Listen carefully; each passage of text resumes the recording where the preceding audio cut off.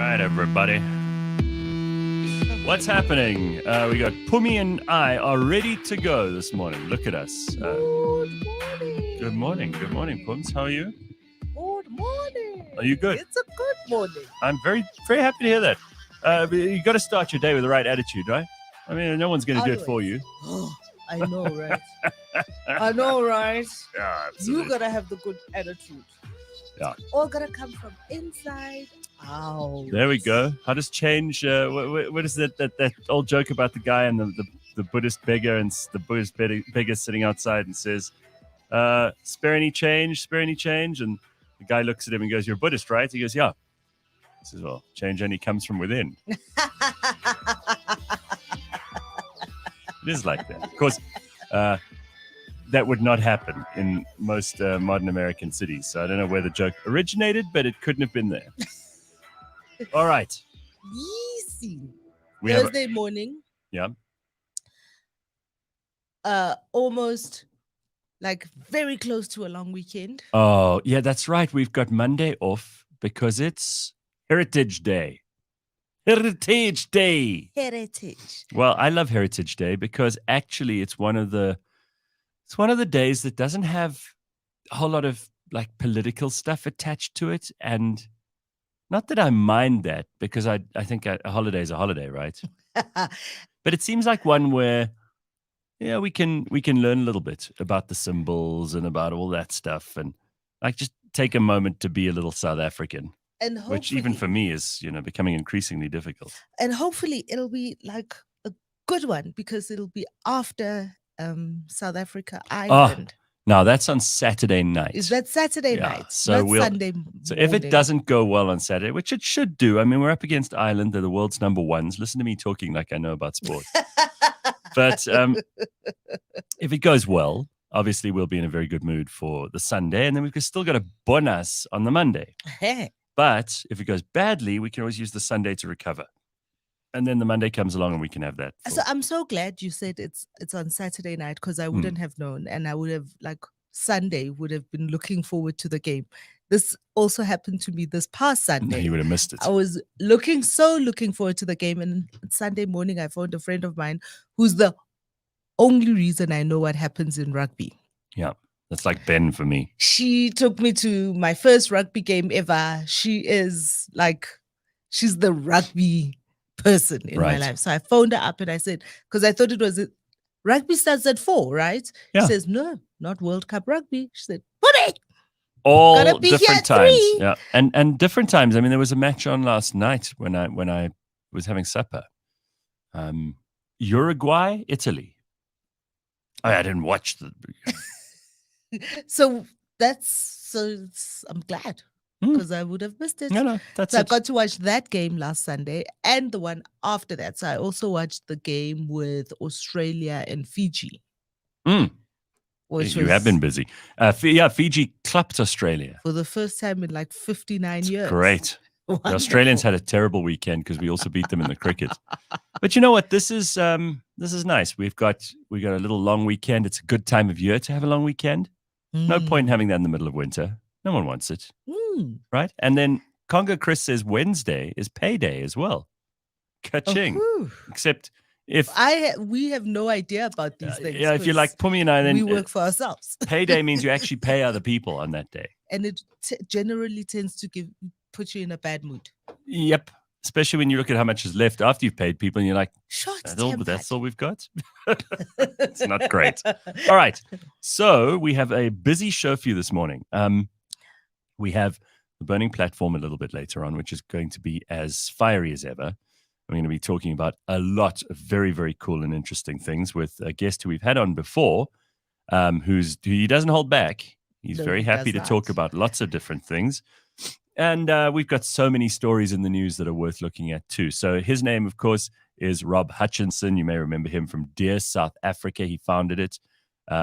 I don't think he's involved there at all anymore, but he wants to talk about lots of stuff, including the Road Accident Fund, which is a disaster. Pravin Gordhan's new state-owned company, which is also a disaster before it's even begun. New electricity laws, and elections, candidates, blah, blah, blah. All the usuals in that part of the discussion. But there's a lot going on. So yeah. Also, I'm very excited to talk to Rob because with all that has been going on with everybody and talking about who funds NGOs, Yes, I'm sure he's got a lot to say about that. Absolutely. And these NGOs, there's some shadowy stuff going on in the world of NGOs. You know, everybody always thinks they're these. Do you have one? No, I'm good. They always think that the NGOs are these benign, you know, kind of, oh, we'll just lurk in the background and do charity work. That's not how it goes. Everybody who's ever worked with NGOs knows that there's very often an angle with these organizations. And where do they get their money is the most important question.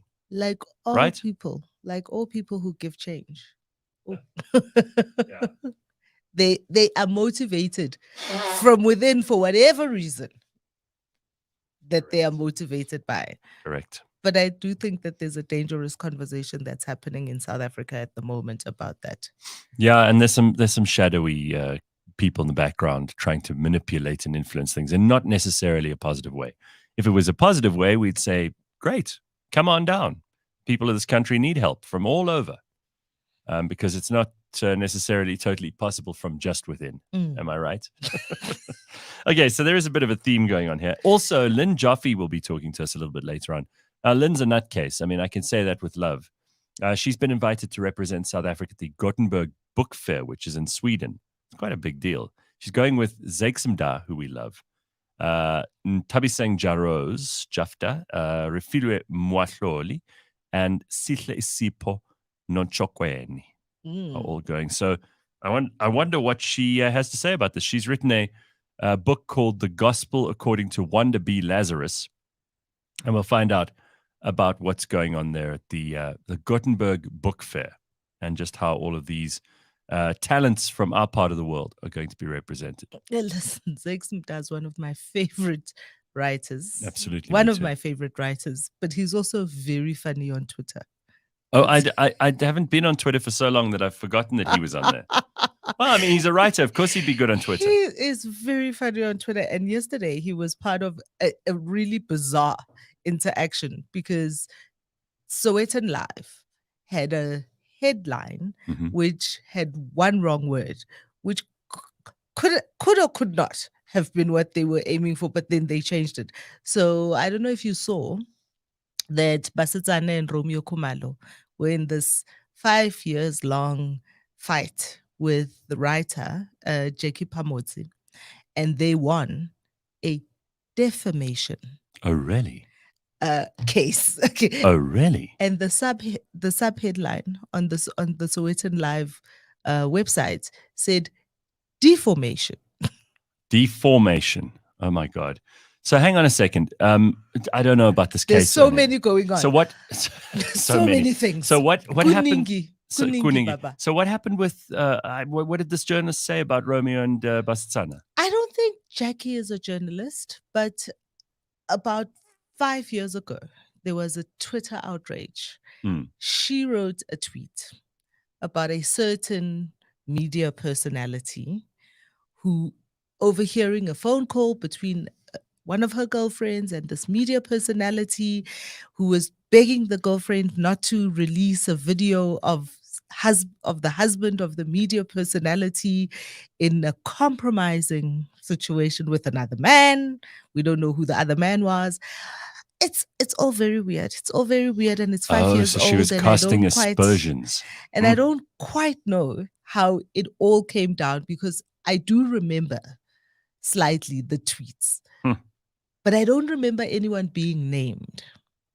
But I do remember it descending into the dumpster fire that only Twitter can descend into, and it being about Romeo Khumalo and Basetsana. And so they... So what's the so they've won. What's the fine? How much are they going to have to pay? We don't know, because it's actually a crim injuria. Oh. I don't think we have very small settlements in these sorts of cases. The court never orders like the millions and millions of dollars that US... This one had 5 counts, and one of them was the crim injuria one, but there was also crim injuria, you won't get any money because that's a crime. A crime. So someone could go to jail, for example, for that, right? And there was also But so is it crimen injuria and defamation? And defamation. Wow. And a contempt of court. Oh, because wow. there was some kind of interdict against her publishing a book, which she went ahead and published. And so there'll be a sentencing in a couple of weeks. Now, you know what's going to happen. Because two private individuals have won against a journalist or a publication, even if she's not a journalist, the media are going to start screaming, media independence. Look, they're locking down on us. This is going to go chill the conversation. Except for the fact that the Khumalos are a little bit of like a sensational couple that everybody loves. Of course they are, but you know what's going to happen. No one likes Jackie. Sure. So here's the thing, that you're going to have media types screaming and shouting, oh no, this is an infringement on our rights as the fourth estate. It's going to chill the conversation. In the meantime, it's about bloody time that journalists were held to account for what they say. You know, freedom of speech. Freedom of speech doesn't mean you're free from consequences. Doesn't matter. The Sowetan published, it's under their aegis that she published, right? No. So it was just their headline, which was the... So are they being fined as well, or is it just her in her personal capacity? Just her in her personal capacity. Great. Then go after her. She deserves whatever happens. So it'll be a fascinating thing to watch. It'll obviously set new precedents for us. Zita says, I don't know how she lost that case. I wish I knew what transpired in court. Well, don't worry. I mean, it's court. You could probably find out. It's a magistrate's court. You can't find out? I don't think no the magistrate court gets that kind of like... Well, they don't go into SAFL, is that website where you can go and read judgments and all of that stuff. It'll be reported, surely. Involves these two very famous people. Anyway, all right. So we got lots to talk about this morning. Let's begin, shall we, with some news. I don't know. I kind of have a weird, like a thrill mixed with a feeling of anguish over this story, because a South African Revenue Services building, a SARS building in Marshalltown, caught fire on Wednesday afternoon. Oh no. SARS? More fires in What are they burning? Listen, is what I want to know. The mayor's office is uninhabitable at the moment.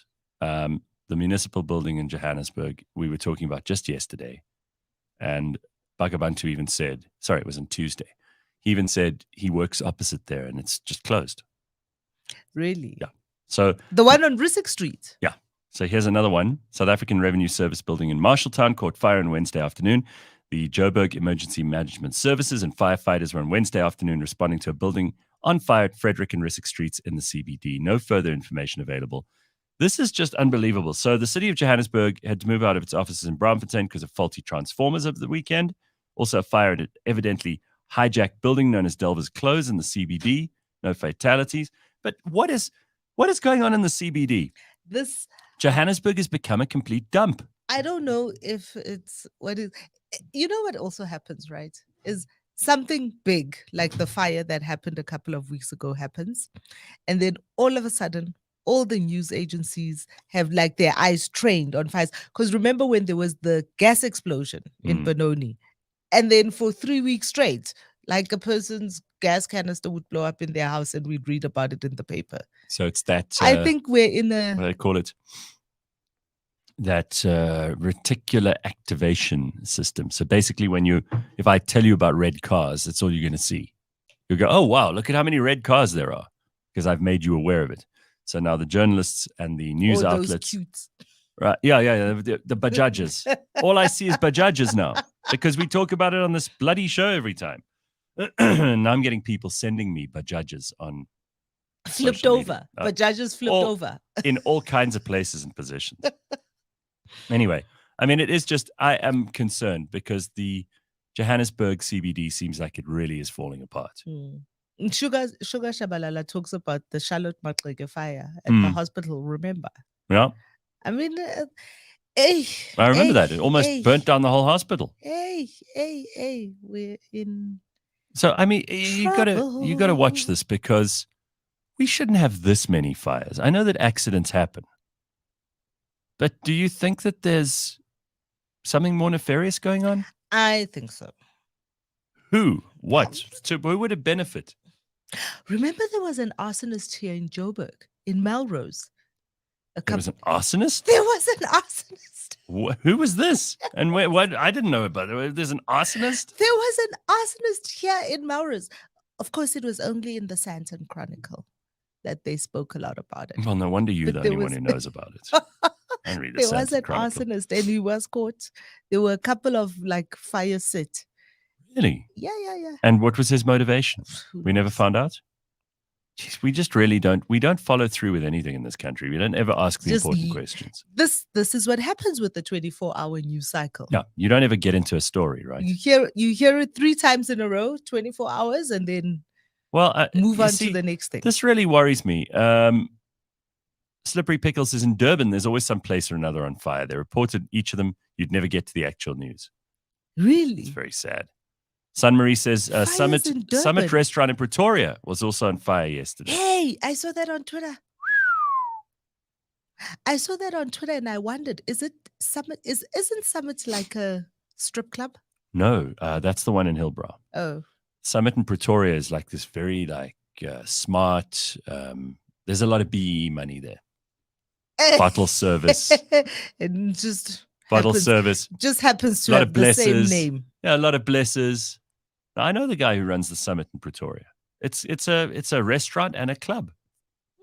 Very popular.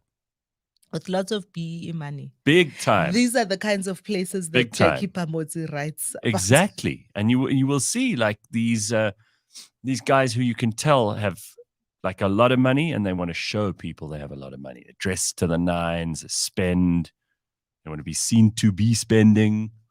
A lot of very attractive girls hanging around just, in case one of these guys is like interested in money. becoming the blesser. Yeah. That's it. That's probably why it's called the same thing. But who knows? I'm sorry to hear that it's burnt down. Maybe there's Well, a not burnt down. basement. Do you think there's a basement that has lap dancers? Not the Pretoria one. No, definitely not. It's Okay. it's very open. It's right next to the highway, and there's this pool on the edge of it. and- Aibo. oh no, it's actually quite smart. I mean, it's not tacky. I did see at that all. I saw that on Twitter last Yeah. night that there was a fire there. Gareth, I see lots of activity in your Facebook lately. What happened? I don't know. Facebook. What Really? kind of activity? Explain yourself, Carl. I need to know what you're talking about. Herman Mashaba says he would have solved these burning buildings. Yeah. Of course he Okay. would have. Like he fixed the city when he had the chance to as mayor. Because he didn't, is the point. Canthan often says Herman Mashaba, who he voted for, was a disappointment. He said, actually, things ran better under the ANC. Those are Canthan's exact words I remember. than under this. Herman. How's that? I remember. Sugar says, I was at the CBD last night around 7 o'clock. We saw firefighters. It couldn't be ignored. Wow. Okay. Wow. Yeah. That's scary, hey? Well, what do you What think? if they're burning? What if they're like, because there was first there's talk 2 weeks ago Yeah. of them under collecting, and this like that number one risk is one of their big ones. What if they're burning stuff in the basement? What, like records? Maybe. Records. Well, maybe they can burn the records of all of us who have properties in Joburg, and then we don't They have to will pay these never. rates and taxes. That one they will never. How about that? Maybe here's a conspiracy. Maybe they are burning those records, and then that's gonna be we have to reevaluate everyone's properties, and then everyone's properties like have a 20% bump, and we have to pay more. Well, we just won't, because they want to take VAT up. Do you remember they were tabling the idea of raising the VAT by a percentage or two? And Cyril was warned by many people, if you do this, you're looking for trouble because people cannot.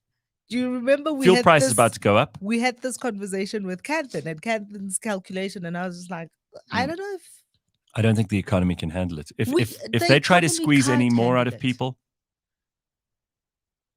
I don't think they have it. Fuel price is going up next week, which means everything goes up, as we know. I just don't think people have money. Is it next week? Do you know, I've never had this many people I know who are in financial distress. In all the time I've been an adult, because I can't remember before then, but since I started working and my friends all started working and people that I'm aware of in the business and, all over the country in different jobs and different kind of levels of employment, different salaries, all kinds of things. I've never known as many people as I do right now who are struggling financially. Yeah. Really not making ends meet. And they're selling whatever they can. They're cutting back on everything that was there before. I mean, it's going on. And that's anecdotal, obviously, because these are just experiences that I'm being told about. But I have no reason to disbelieve them. Why would people lie about that? If anything, people lie and say everything's all right. They're not. They're struggling. No. I think people are suffering at the moment. We're in the grip of a recession, whether we like it or not. Right, Pums? For a long time now. We've been speaking about it on the show for a very long time, that the economy, even if people were kind of talking and reporting that, on the edge of a recession under this. But for a long time on this show, we've been talking about how much the economy has been throttled. And any more tax is just going to throttle it even further. It'll kill it in the crib. It's all. It'll be a cot death for the economy. That's what it'll be. All right. They're nice and depressing. So let's move on to something else. You see, I was excited when I saw the country's feeling like a free state. Yeah. Well, look. So good morning. Daryl says, so they're going to blame you. No, ANC will say it's the old government's fault, blah, blah, blah. Yeah, they do that anyway. The country is feeling like a free state. Here's what you were looking for. This is Lukosi. Says the country is feeling like the free state. If you're not in the tender game, you're probably struggling financially. I think that's right. Those guys I was talking about who hang out at these clubs and restaurants and spend hundreds of thousands of rands on one bottle of champagne, they are not connected to the real economy. And we can't judge the economy by them, right? No. Rumors of tax and more petrol increases next month, says Snipes. I would not be able to survive in South Africa financially, says Nikki. It is crazy to see what things cost in South Africa. You're paying EU prices with a shitty salary. So is that right?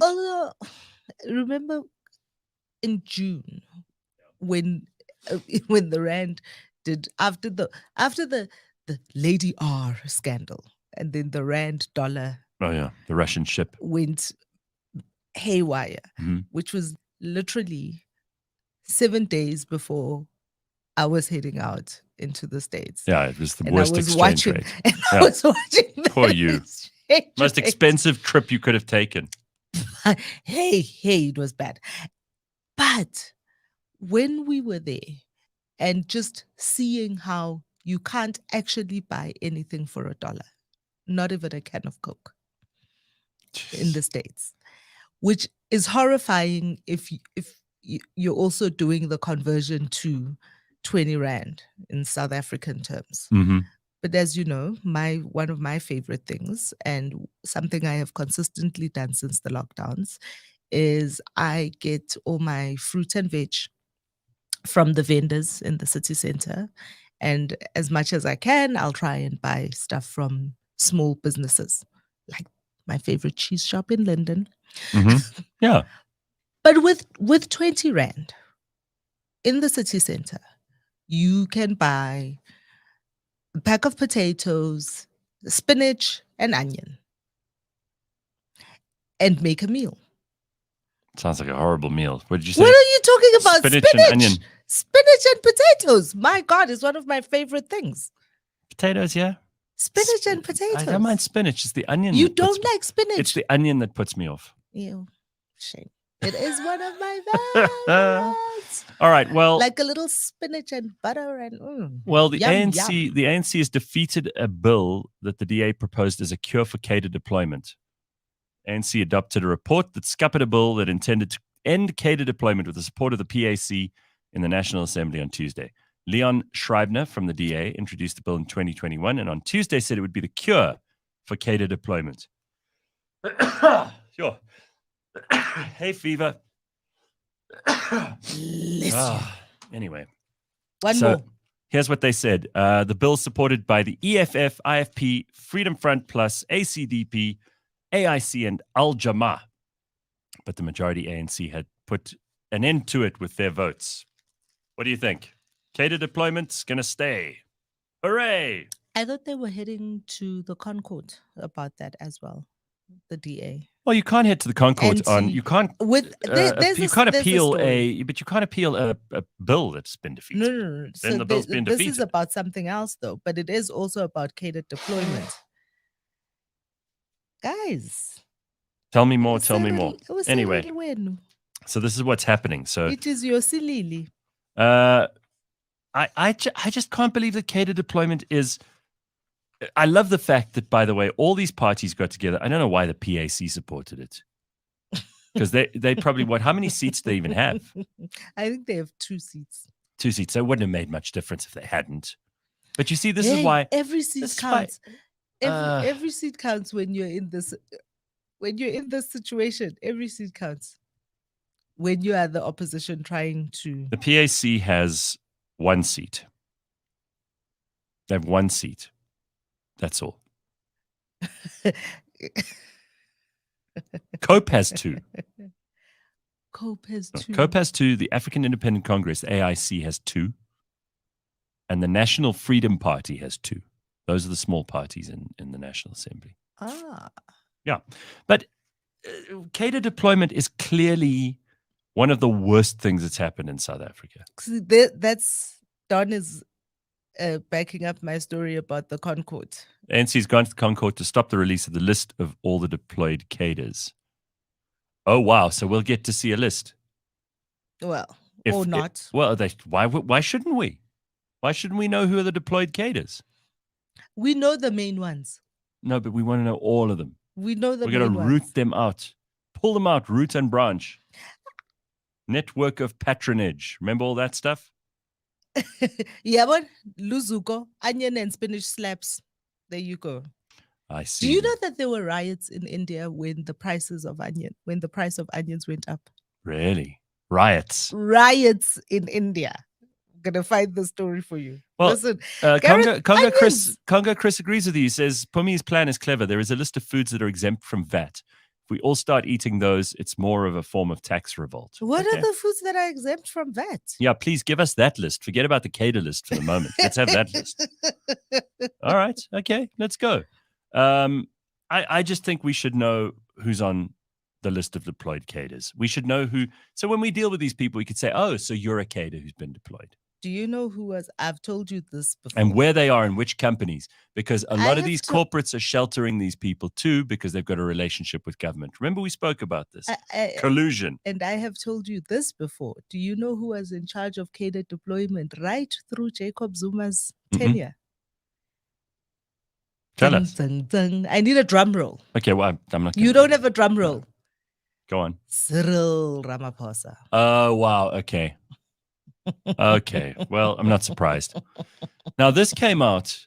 We should really save this for the burning platform. But did you get this missive on one of your WhatsApp groups about what happened in the meeting with Thabo Bester? No. Oh, do you want to hear? It might have come through. I was on a shoot yesterday, so I didn't see much of my So let me read this to you. Groups. Again, I'm not going to reveal my sources, but I will. This is how it starts. And I can tell this is probably from a person inside the ANC because the spelling and grammar is atrocious. But I'll read it as is, okay? You make of it what you will. Thabo Bester left NEC meeting with tail between his legs. I'm privileged to know the outcome of the meeting where they summoned Thabo Bester following his much trending scathing letter to Paul Mashatile. That's an old letter, though. They call him Paulos Mashatile. Hey, Paulos, so what else? Right. Following is what happened. Now, you say it's old, but listen. He was welcomed by Paulos, introduced the letter matter. Mbeki then inquired about the presence of some other people. Balula emphasized Ukuthi they are stakeholders by virtue of being business gurus. Mbeki was allowed to make a follow-up on the letter. He did so boldly. He attacked Cyril big time and blamed the ANC for protecting him. This is after Phala Phala. Right? You haven't heard this, or you have? I have not. Okay, here it goes. He did not foresee what was to come. They attacked like wolves. I will summarize. Balula said, leadership, you are the last person to talk about Phala Phala. This is him addressing Thabo. We covered you on the arms deal mess. We sacrificed Zuma on you and Lekota's behalf. You made billions out of the arms deal. We can unseal your wife's bank statements. Who do you think you are to attack President Ramaphosa in public? Is this disinformation? Listen. You think it's nonsense? You think it's rubbish? No. I mean, I'm just reading what I saw here. We will release your shenanigans to SIU and media at large. Lamola then said, we'll clean you out. We'll destroy you politically. And they would never. If you touch President Ramaphosa, we will institute a commission inquiry. I think this is disinformation. Listen, let's hear anything about your rubbish again. But Toya will be on your case. Please, she's on no one's case. So that's not a threat. I think this is disinformation. I don't know. Really? Now I want to check my WhatsApp groups to see. Mashatile then said, stop playing to the gallery, please, or I will make you a second Magashule. Never. They would never. They would never. For how long never. They would never. I don't believe it. I want to know who those cadres are. I want to know which companies in this country have a cadre on their board who is put there for the singular purpose of influencing the company negatively from a government point of view or channeling information between the two so that there can be collusion. And the only people who lose from that collusion will be the people of this country. I want to know. Gareth, you don't need to see any kind of cadre list. I think so. I'm telling you now, all you need to do, we know the key ones. We know the key ones. But I want to know who the other ones who are inside these businesses are. I think those are the important, that's the fulcrum of where the collusion happens. I think that the collusion doesn't happen like that anymore. But it used to. I think that there are many people who are propping up the ANC in business, and they have the direct line to the president. It doesn't have to be some underling in an NEC whatever. It doesn't have to be that. You don't think so? No, it doesn't have to be that. Because that's where the real power and the real influence is. So when you have, and I don't know if you saw Clayson how do I say his last name? Clayson Monyela. Monyela. If you saw his tweet last night about South Africa hosting the 20th AGOA conference. No. In 2 months. So that's fascinating because when there was, after the Lady R issue, when there was like a taking of where we stand with AGOA, who does Cyril Ramaphosa send off in a delegation to the US? He sends a whole lot of business people. Who does Cyril Ramaphosa currently has 20 different special envoys. He has 20 different ones who all are not MPs, are not they're not voted for. It is his group of people that he believes are going to be able to work directly with the ministry. He even has a chief red ribbon cutter, not red ribbon, but cutter, right? And all of those people come from business. Cyril Ramaphosa has got, and he keeps consolidating power into his office. The investment envoys are Phumzile Langeni, Jeff Radebe, Derek Hanekom, Rabisi Jonas, Trevor Manuel, Jaco Maria, and others.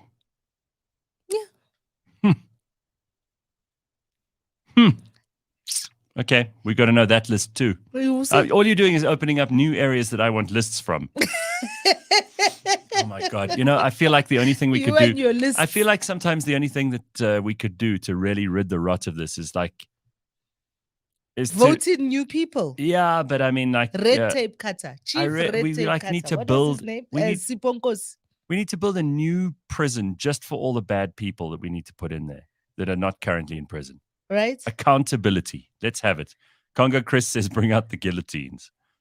I drove past Cyril's house yesterday. The state of his perimeter wall is a reflection of the state of this country. Jesus, says propaganda. Really? What's wrong with his perimeter wall? Probably a mess. Here's how you solve all of our problems. If service delivery doesn't happen or if load shedding goes past stage 2, no ministers get paid. These guys, the salary is not where they're getting their money. I don't know if that's going to help. I mean, it would be a good start, right? So if you got a list, what would you do with the list? I would first we'll spread it around. And your WhatsApp. I haven't spread that. I haven't spread that to anyone. I'm sharing it with you and a couple of people who are listening. Listen, because I spoke to you guys about the WhatsApp group that's got the fascist admin. Yes. What happened on your WhatsApp group? Is it still going? It is. I'm still in the WhatsApp group. I'm never leaving that group. It's too interesting. Never leaving. And you don't make a noise, so you get like banned or anything. You just quietly watch. Okay, you're an observer. You're a lurker. You're a lurker for me. That's what you are. I know never leaving that. There are lurkers on social media who just watch what's going on. But yesterday, this is the other very funny thing that got me thinking. These WhatsApp groups, guys, they are a pandemic. But Dennis Bloom, Dennis Bloom used to be the spokesperson of COPE. That's right. And he left COPE in a huff. Yes. Might I say, 2 months ago. Who hasn't left COPE in a huff? He's the only guy left in COPE. Really? They've got 2 seats. They've got 2 seats in Parliament. So it's him and one of his friends who he probably swaps them out every. No, wait, Willie Madisha. Is Willie still there? Willie Madisha, I think he's still there. So, but this also made me laugh so hard. A journalist that we both know, Andy Makinana. Remember, we went with her. Sure. She tweeted about this WhatsApp group that used to be the COPE media list, essentially. Oh, okay. So all of these journalists are on there, and this is where COPE used to send out all of their statements. And being the spokesperson, Dennis was the admin. Dennis has now left COPE. He is still the admin of this said group. And now he's just tweeting he's just like sending his own stuff. I don't know what he's up to now, but I think he's probably like building something of his own. And he seems to be sending blips of stuff on there. So Andy tweets about this, says he's very petty, Dennis. But what's he putting on there? He's owning the WhatsApp group. So he's taken it over. He's in charge of that WhatsApp group. Left with the WhatsApp group. I wonder how much WhatsApp groups are actually. Clement Manyatela also tweets back to say, listen, I actually phoned him this morning to ask, Chief, are you back at COPE or what's going on? Because. Was it dormant for a while? Huh. Tell you what, there are some very interesting WhatsApp groups in this country. Pumi's on most of them. I'm not on most of them. Oh, yes, you are. I'm on one very interesting one. Can we just quickly, before we get to Lynn Joffy, let's just talk about the Thabo Bester saga, because there's something else going on there that you want to talk about. And we haven't spoken about this for a couple of weeks now. And this is the Chief Kuningia. Go on. The Chief Kuningia. Did you see? So they had the court appearance a couple of weeks ago. How does Nandipa look so good in court all the time? Who's helping her with makeup? And because she's in jail, right? Even Rosemary Ndlovu always used to look so hot when she came on. Who's under there that's doing like hair and makeup? There's a whole team, like a TV show. No, surely in the women's prison, they have like, because what else do they do? They've got all this time on their hands. Braiding each other's hair, all of that. But when Nandipa and Thabo came on in one of the hearings for the first time together, and they sat next to each other, and I mean, it made everybody go like crazy, because she was also shy, and they were so cute, and they were like laughing with each other. And ENCA had a body language specialist on. Who came to give her view of what the body language was and what it meant and what she felt or read through all of that body language. And then 2 weeks ago, it surfaces that this woman isn't even a body language specialist. Oh, wow. So like the sign language person who we had at the World Cup. At the Madiba funeral. Sorry, it was the Madiba funeral. This woman is also just out here bullshitting her way through. Oh, there's a lot of, you know what? Kuningi. Kuningi. There's a lot happening in this country. There's never a dull day. One of the things that we said we were going to do today, and I'm thrilled that she's available to talk to us before she jets off to Sweden. We're going to speak to Lynn Joffy.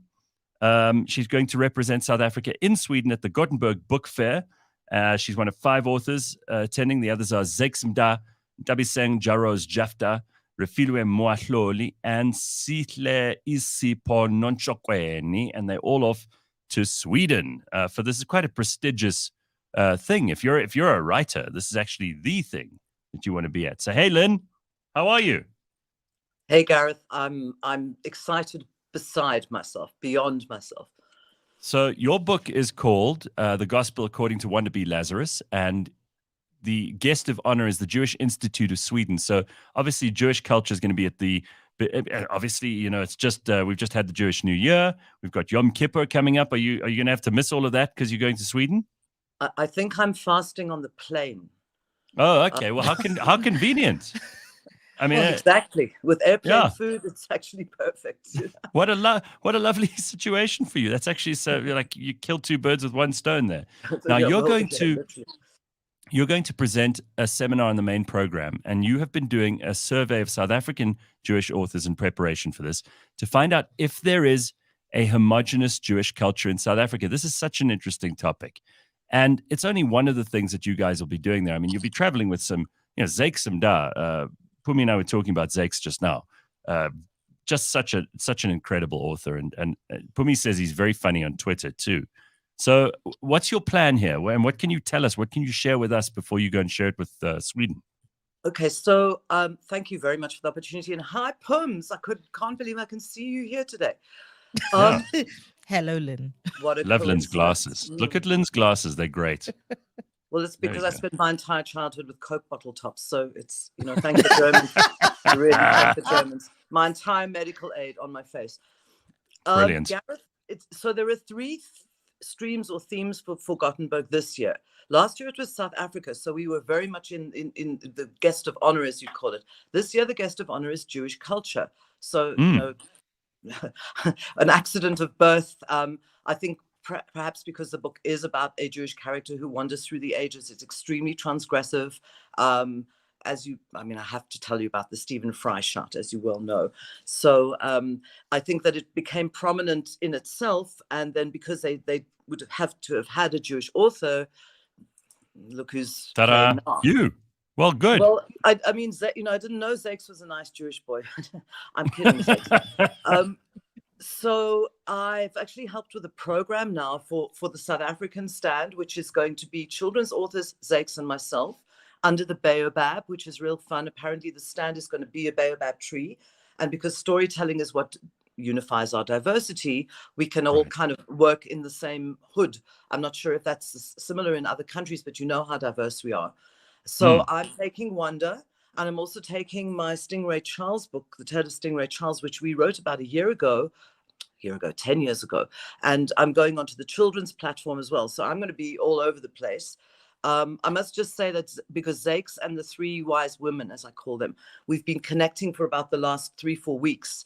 And it's absolutely amazing. It's almost like being allowed in the front door. I've been a great gate crasher all my life, as people who know me know. I don't know what I'm going to do by being allowed into the room, I do. I mean, I see you around because you are someone who you're also always observing what's going on in society. And I think the interesting thing here to me is, like, what do we know about South African Jewish culture? Is it homogenous? You've spoken to a lot of authors. Obviously, the Jewish population in South Africa has dwindled to an all-time low. But what do we know about it? 50,000 people here. Yeah, it's tiny. Well, it's tiny, right? Then? It's a third of what it was in the 70s, as far as I understand. What's interesting about the survey was, here's a cliche for all you yiddles out there. 2 Jews in a room, you've got an argument. Gareth, you must have some genetics somewhere down the line, and Pumi as well. Two Jews in a room, you have 5 opinions. What are you talking about? Yes, and 2 synagogues, one of which you'll never go to. We're a combative race within, and in fact, apparently you're not allowed to say race or ethnicity anymore. It's a cultural thing. And I was reminded yesterday by my great friend Steph that we have a Jewish literary festival. We have gatherings, Limud, which been to 2 weeks ago, which is a learning platform where everybody's welcome because we are very inclusive. Right. But the people who I spoke to mostly said, no, we're not. There isn't. So, for example, in South Africa at the moment, for example, crime is like our highest book kind of space. There are very few Jewish people doing crime novels, but there are a lot non-fiction. You'll take your Jonathan Answers and the boys and the girls who write non-fiction, and then of course there's a lot of memoir in the country. But I'm yet to find, and we actually had a seminar a couple of days ago with David Medali and Diane Auerbach, who's in fact calls herself Goshen, which is kind of like not quite Jewish because the father was and the mother wasn't, so that you can't even get an answer. Although, Lynn, but I do understand that what we do have in our Jewish community here in South Africa is a lot of them come from Lithuania, because one of the reasons we did used to have such a big Jewish population here was because of the pogroms in Poland. That's when a whole lot of Jewish people left, and the two places they went to, depending on which boat you got onto, was either South Africa or Chicago. Well, okay, so I'm not going to give you a history lesson. It's actually more from so there was a Pale of Settlement, which was done by Catherine the Great, that herded the Jews into almost township lagery type of situations. Then you had the pogroms, and I discovered I was a Litvak. Heaven forbid, I didn't know, because I went to the reform movement, which was more lefty wingy, and women could go to the Torah, and we were sort of treated with equal rights. And then I married a very religious Jew and was told to go to the back of the shul, and I went, what back? I didn't know there was a back of the shul. So, bring in the baby feminist and blow it all up. But there is a sense in which I don't know, because it embarrasses me to a certain extent, because I don't come out as Jewish. I mean, I'm wearing a Magen David here. Apparently you can't wear them in Europe anymore. There's really anti-Semitism. Well, I've spoken to a few people. The anti-Semitism in Europe. You've seen what's happened in the States. Now, the book that I wrote was actually about the Wandering Jew, which is an anti-Semitic glyph invented in the Middle Ages by monks in St. Albans, who said, we killed their Lord and we didn't give Jesus a drink at the cross. And I started this as a memoir. And then I thought, what if the temple that he had me in my Me Too moment back in the 70s, what if the temple was not Temple Shalom, but the temple? And suddenly a character emerged who was immortal, because Jesus did curse someone at the cross and say, I will go on, but you will remain, which then allows us to be completely immortal. And so my character was accidentally made immortal by Rov Yossi, as I call him. And so I've looked at 2,000 years. I mean, I wrote it for an MA, but I looked at kind of 2,000 years of history, a lot of research, and then a lot of imagination, because the further back in history you go, the more you can kind of make up as you go along. So when I came to the South African chapter, I actually had Wanda, my character, meeting Nelson Mandela at Temple Emmanuel, which really did happen, except Wanda doesn't exist. And I was warned in a way, don't put words in the mouth of Mandela. You can't do it as recently as people's memory goes. So I actually, in fact, removed the chapter completely. But the whole book is a satire of society as it is here, as it probably is in a lot of places. And the places that Wanda gets up to, sexually charged, freewheeling musician, not at all based on me. And somebody said, does she wear glasses? Well, she was myopic, but they didn't invent spectacles until, in fact, Nero used to look through emeralds, because you know that things refract through glass. He used to actually have I left my emerald glasses at home, but he would actually use those are quite everybody should have emerald glasses like Nero. I mean, why the hell and not? A fiddle. So you could play while Rome burned, which by the way is not true. That's a very nasty calumny invented against poor old Nero. He wasn't fiddling while Rome burnt, and it's not entirely true to say that while it burnt he was already planning his new house, the Domus Aurea, in the ruins of what was left. So can you see the analogy? Because everything in history that happens has happened before in a way. So I think I used the word fire pool once, which would be a South African kind of reference. But if you don't know what a fire pool was, you could still get the idea. So there were, in fact, and I mean, it is Euclid, so I can say this now. An old boyfriend phoned me when the book came out, a very old boyfriend, and said, Lenny, am I in the book? And I said, yes, but I've given you a very small penis.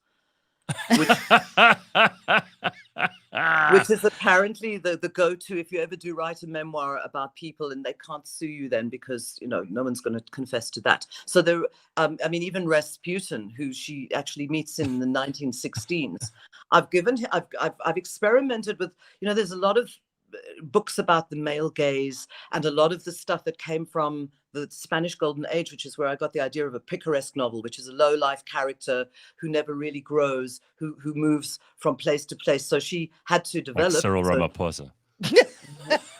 Look, well, you see, well, Wanda does cross-dress a lot.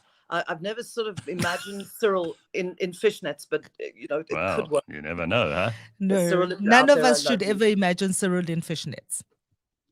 It's actually quite men in tights is quite a thing for me. You should ask Lizzie sometime. But anyhow, so what I did was I went and I looked back at this sort of, if you want to call it the academic or historical aspect of what the Wandering Jew was, because much of the anti-Semitism that's happening today, you can almost trace back to the way it's almost like in the history of mankind, the Jews have been the go-to scapegoats for everything. We poisoned wells, we ate babies on Pesach. It's actually coming up now. They made all kinds of horrendous stories up, and it's like someone once said to me, "Haven't your people suffered enough?" You know, it's absolutely true that this always becomes in any situation like, who can we blame? Oh, look, there are the Jews. So we know this is an ongoing thing, and anti-Semitism is on the rise in America. It's on the rise in Europe. Again, we thought we'd learned our lessons, right? I think the irony for me, having written it, I'm not saying I'm prophetic or anything, but because I wrote about anti-Semitism in a rollicking serio-comic way, it's taken me 3 years now. You'll be the first person to know outside my immediate family. I found myself an international agent based on, I went to a virtual conference and I re-sticked my what they call it, I re-sticked my pitch, and I said this is really a book for today because anti-Semitism is on the rise, which it wasn't as much when I wrote it 5 years ago. And so and any author out there is like, you know, diamonds are forever, and so is a novel in a way. So I think that in fact the irony is that I think that I was invited to this because of the children's book, because I did so much work in the space of multicultural languages. So and I hope that Jeremy Corbyn will read it in the UK, and I hope that all the lefties in America will read it, because that's where the anti-Semitism is coming from now. Well, I'm actually meeting my agent in Gothenburg about 10 days after the fair to hand over some books and meet her because she's American. I mean, it's I don't know if it's resilience or just plain pig-headedness, that because South African publishing is a little bit of a bubble. If you've ever published a book, to get it out of the country, unless you are Stephen Fry, who doesn't live here. So it's actually almost like a rebirth or a renaissance of the book, except that. All right. So when do you leave? When do you leave for this festival? Monday afternoon, which is just as Yom Kippur comes out. So I could actually break my fast, to be frank. Okay. Well, you can avoid the airplane food and enjoy your trip, and then land on the other side and probably have some pickled fish or something in Sweden. Definitely pickled fish. All right. Well, listen, go ahead with all the blessings and all the love, and I hope that you have lots of fun over there, and tell the rest of them, including Zakes, when you get back, we want to speak to you about what happened. I certainly, I told you I'm not his agent, but I'm sure he would be more willing. He lives in Ohio, so he commutes from here to Johannesburg. But he's here from time to time. He's here now. He's here now. He could be listening as we speak. Hi, you never know. Lynn, good luck. Thank you very much for being on the show. All right, there's Lynn Joffy, everybody. Lovely to see you. It is just about 7 o'clock. She's fantastic. I love that she re-sticked her pitch. I know. That's a good way to put it, right? Re-stick your pitch. Nice. Oh, but there is a long history of Jewish people in South Africa. And we've spoken about Milton Shane, whom I met for the first time a couple of weeks ago. And he wrote a book called The History of Jews in South Africa, which is, if you're interested, quite a fascinating book. It is like anything else about this country. When you dig down deep enough, you find it is complex and fascinating and interesting at many levels. I don't even but think you have to dig that deep. Well, just scratch the surface. But you have to have a little bit of curiosity, because so much of what we do in this country is we kind of assume everything is obvious, right? And we jump to the most simple conclusion. Sometimes it's not always the way it is. Anyway, yeah, great to see Lynn, and we will be glasses. I know glasses. Those glasses are great. We'll be back with the Burning Platform next. That's coming up with none other than Rob Hutchinson and our own Bakh'abantu Gaga. Very excited to have Bucks back in the studio. Okay, all right. Love it. You may regret that. You may learn to regret that. I love it when he's here. All right. Well, that's all coming up next. Perinatal depression surrounding the pregnancy and the first year after pregnancy is not unique to women. It's something that I didn't know. I saw it in my reading, but I never knew this. And explain a little bit that men can also get postpartum depression. Really? Yes. That was my reactions in POF. It's actually quite interesting because people don't think about the father, what happens for the father. Whereas the mother starts to rethink her own mothering and the mothering that she received. The father starts to rethink his parenting.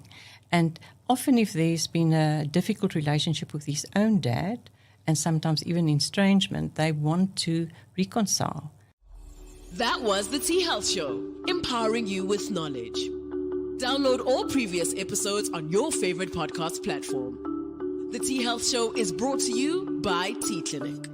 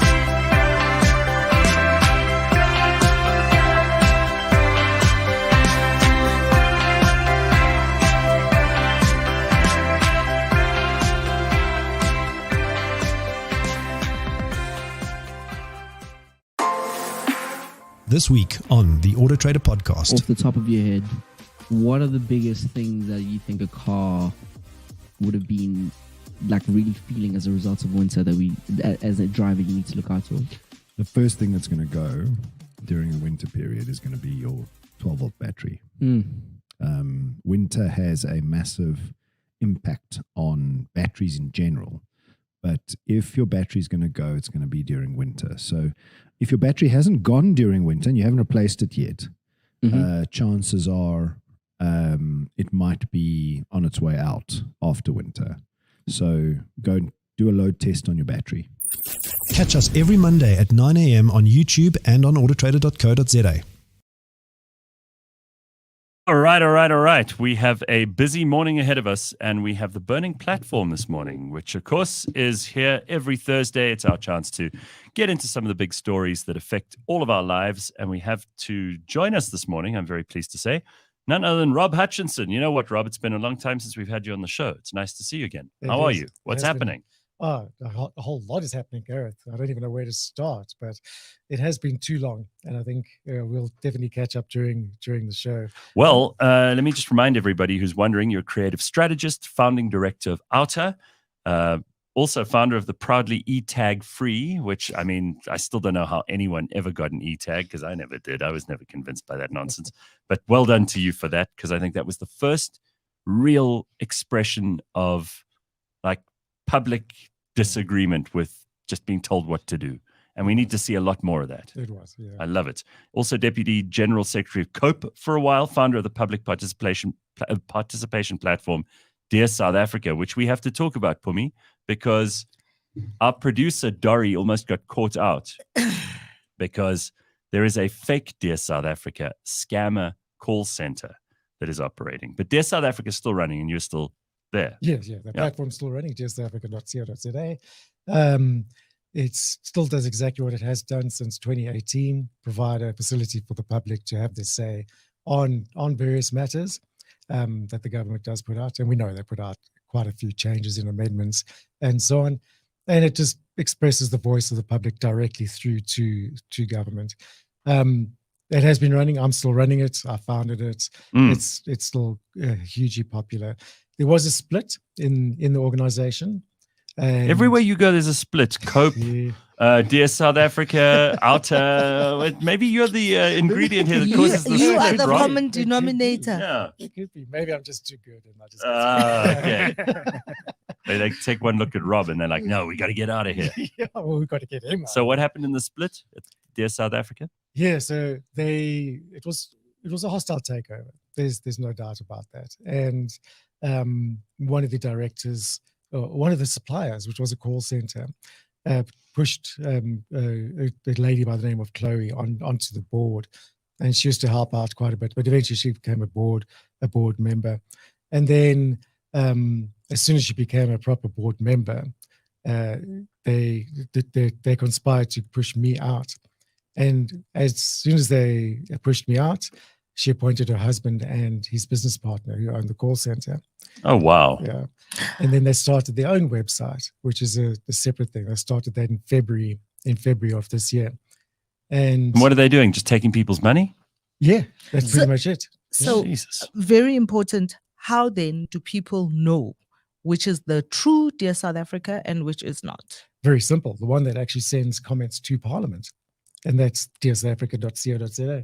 Dearsa.co.za. Yeah, dearsouthafrica.co.za. And the other one is fake. The other one, well, as far as I can know, we've done extensive research on it. I've checked with Parliament. They don't receive any comments from that website. But they call themselves Dear South Africa. Did you make sure you got the right one, everybody, if you want to support this? And because this is how Dori almost got caught out, because they were asking for donations, which an interesting conversation that's currently going on. How do you fund your NGO? Well, exactly. Well, mine at the moment is not an NGO. Mm-hmm. It is a for-profit operation that sells mostly advertising space. So if people want to donate to it, there is also a facility where they can donate. But I would never phone people and sign them up to debit orders and so on. It just leaves a bad taste in my mouth. I don't like the whole stigma around debit orders and forcing people to sign up to a monthly contribution. It doesn't work with me. And it's also not a very good business model, because you tend to shift away from your non-profit objective and focus more on making money sustainably, which then eventually just gets used to pay salaries and so on, where instead of going towards the cause or taking government to court on certain legislation or so on, and it just becomes a for-profit business instead of serving the public. So I've kept it as a non-profit. It functions like that wholly. It always will be. As I said, if people want to contribute, they can. But otherwise, I sell advertising space on it through a for-profit company. All right. Well, let's get into some of the things. No, but first, because Bakh'abantu walked in here very triumphantly to say, you called it wrong when you were last together, the three of you, about Ace Makhashude. No, Gareth was skeptical. I will defend the man. The man was skeptical. He said he will take Mr. Hutchinson's caveats, because he had a lot of caveats, but Sis Pumi was adamant, no. Ace Makhashude will never be led out to pasture. They will never let him out. I said he will not leave, which he did not. He was thrown out, which is a very big difference. It's a difference. Semantics is turning left when you're supposed to turn right. So what are you saying, Bakh'abantu? Who was right and who was wrong, since we're playing a game of who knows more? I'm saying they were both wrong. So let's carry on the playing platform, Gareth. All right. Very good. I distinctly remember saying the question was, would the ANC split? Okay, they didn't split. they didn't split. An offshoot formed. Are they going to? It is not an okay, so offshoot. if the ANC did split before this election, highly unlikely that they would, but that would be seismic. I mean, that would completely change the playing field. It would not. Oh, you don't think so? Yeah. However it split, 70-30, 60-40, 50-50, however it did, of course it would. You'd suddenly have way more options on the coalition front. So have we another look cope. at look at numbers. Have another cope. Oh, no, we don't want that. You guys fooled me once. You won't fool me again. But we look at the numbers, voting numbers all the time at our organization. And one of the biggest, if you want to call it a split, one of the biggest kind of offshoots that have happened in the past 10 years has been the EFF. Sure. And what that looks Probably like, the most successful offshoot. the most successful Right. one. But what that looks like is it looks like the number of people who voted for the ANC before there was the EFF and the number of people who voted for the ANC plus the EFF is the same number. So the 2 million odd people who voted for the EFF came from the ANC. There are no new voters in the system. Again, So- like we discussed with Corne Mulder not so long ago, who is attracting and what is going on with all those people who are registered and are not voting and the ones who are unregistered and are not voting? Do you think you know, Rob?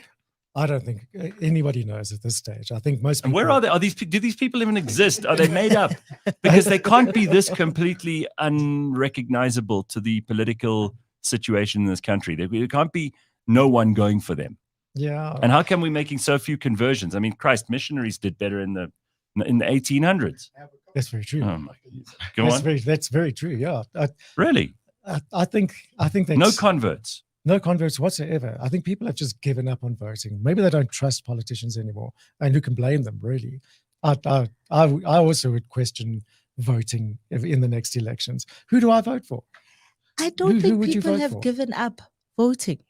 People have not given up voting. If you consider the fact that the median age in our country is 27, those young people have just not been given enough reason to vote for the people that are there. All right, but we talk about those people every week. My point is, you can take the horse to water, but you can't make it drink. Maybe No. these people just aren't even interested. Maybe they're never going to be interested.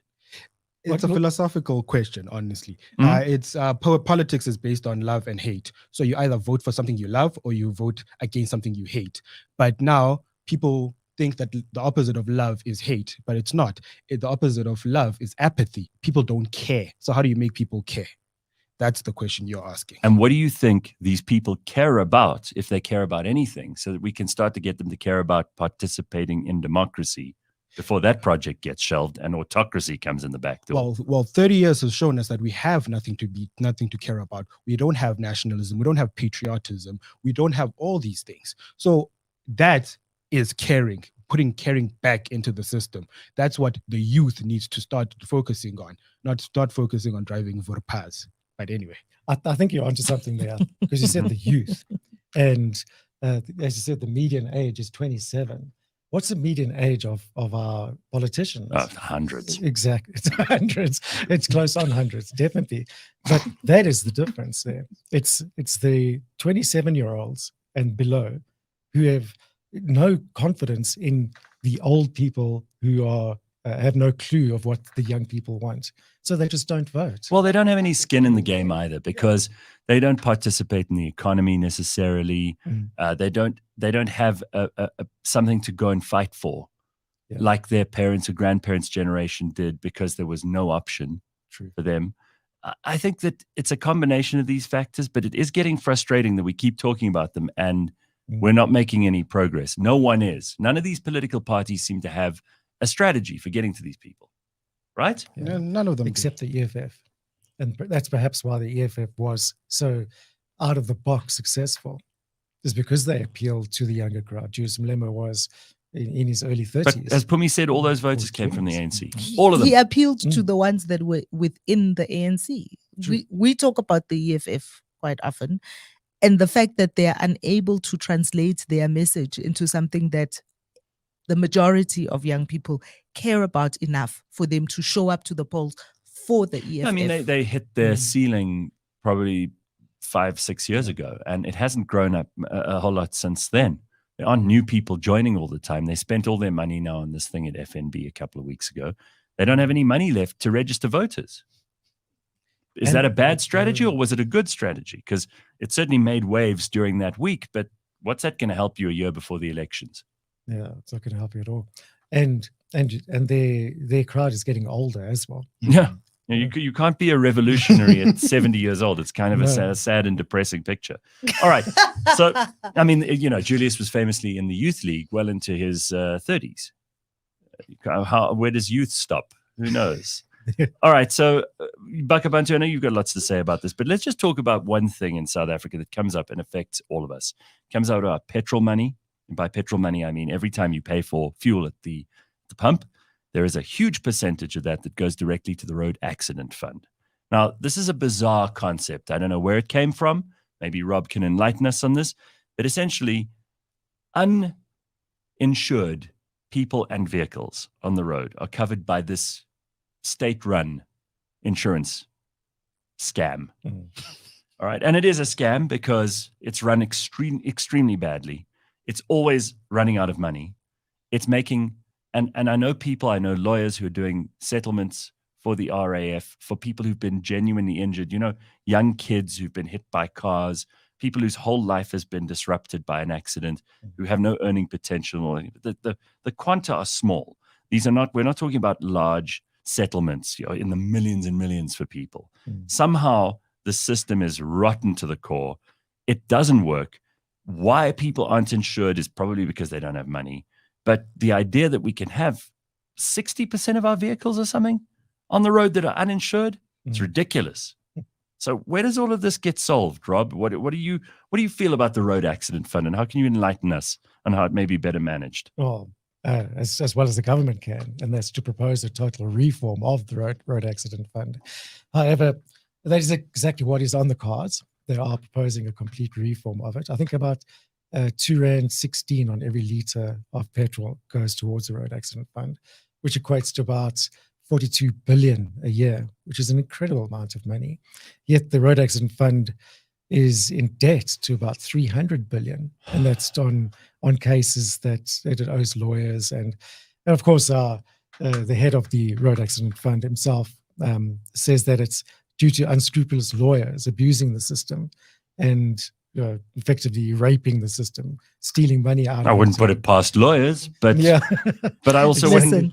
I watch a TV show called I Blew It, and almost every week there's at least they have like 2 stories a week, and it's about people who get large sums of money and then proceed to blow it, and almost every week there is at least one person who has received millions from the road accident fund, and they continue to blow it. So I don't know if that's one of the things they're actually changing proposing in the new changes or new amendments is no longer will you receive a lump sum of money.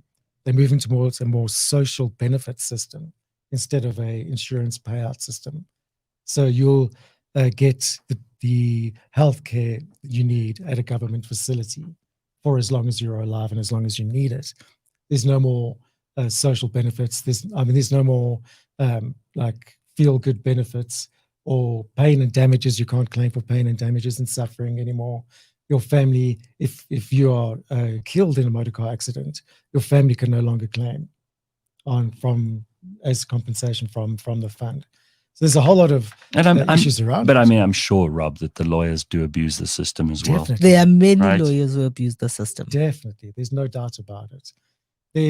Because the claims on pain and suffering are currently unlimited, you can put any amount to it, and it's hard to quantify those costs and those pain and suffering. So who's Collins Letswalo is in charge there, right? And Collins Letswalo's background. Really? What do we know about Collins Letswalo?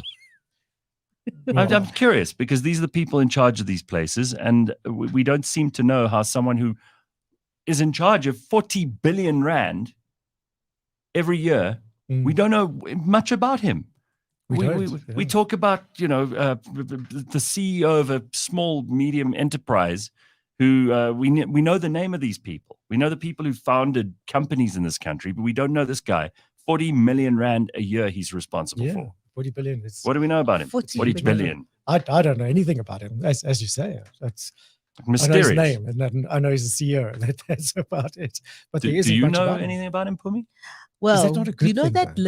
list of Cadre deploy. Yeah, Yeah. that's one of them. This is where you would find such names.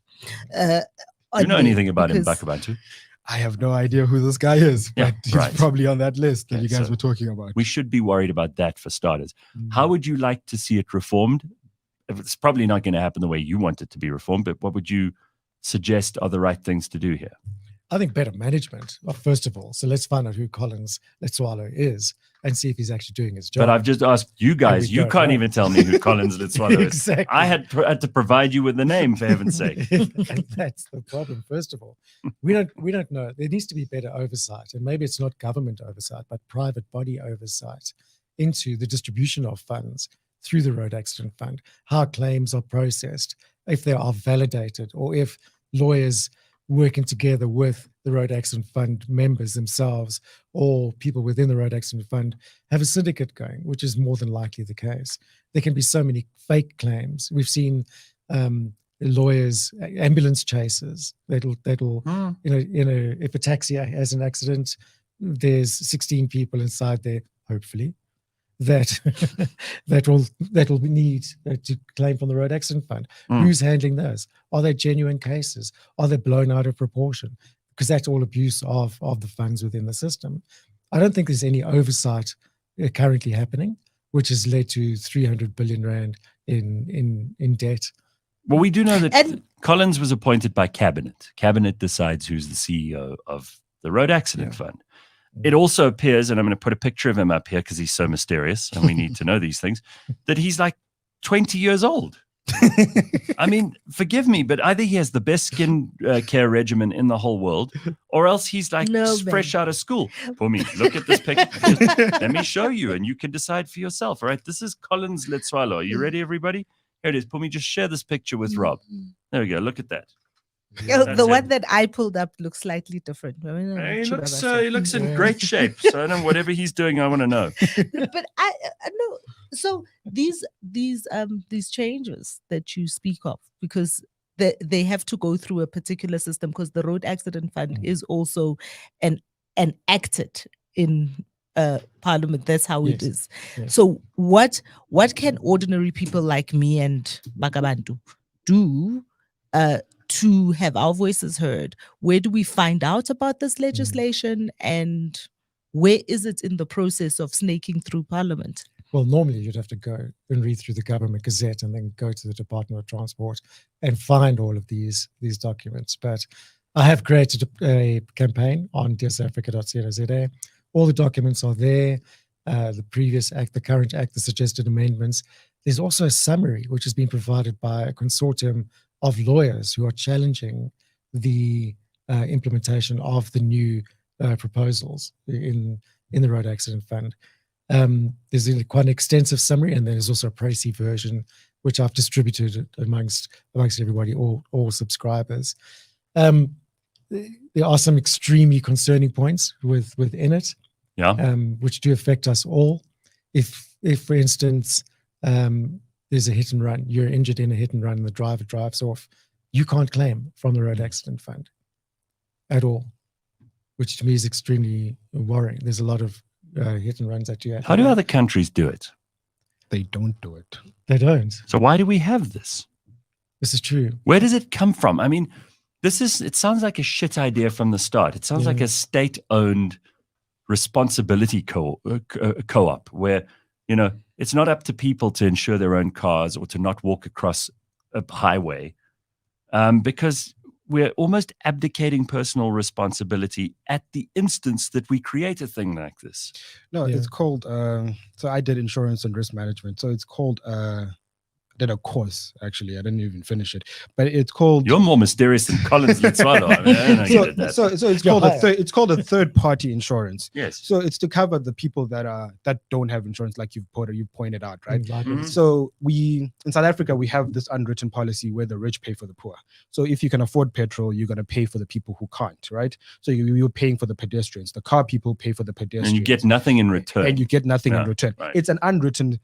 Yes. Like it's a kind of a shadow kind of socialism. Yeah, it's shadow socialism that we have all signed up in South Africa. Well, I haven't. Right? Well, you signed up. That's why I question this. No, I think it's absolutely bullshit.